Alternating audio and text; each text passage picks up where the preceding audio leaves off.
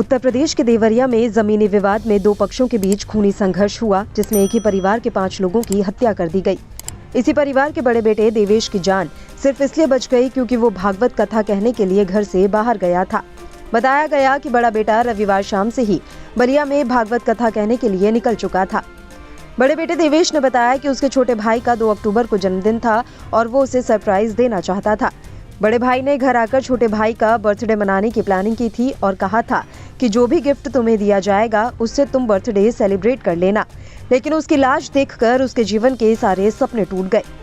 सोमवार को उत्तर प्रदेश के देवरिया में जो कांड हुआ वो हाल ही के समय में हुए हादसों और वारदात में शायद सबसे भयानक है। यहाँ एक 10 बीघा जमीन के एक विवाद की वजह से एक ही परिवार के 5 लोगों की लाशें बिछ गईं। भागवत कथा कहने के लिए घर से बाहर गए परिवार के बड़े बेटे की जान बच गई। इस वाकये का सबसे दिल दहलाने वाला पहलू ये है कि जब परिवार के उस बचे हुए बेटे ने अपनी बात कही, उसने कहा कि अपने छोटे भाई गांधी को जन्मदिन पर उसे एक उपहार देना चाहता था, लेकिन जब वो घर लौटा तो उसकी लाश सामने पड़ी थी।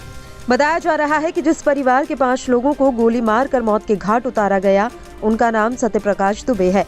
जिस बात ने पूरे इलाके को हिलाकर रख दिया था वो ये कि परिवार के सबसे छोटे बेटे गांधी की हत्या, उसका 2 अक्टूबर को जन्मदिन मनाया जाता था, लेकिन 2 अक्टूबर को ही उसे मौत के घाट उतार दिया गया।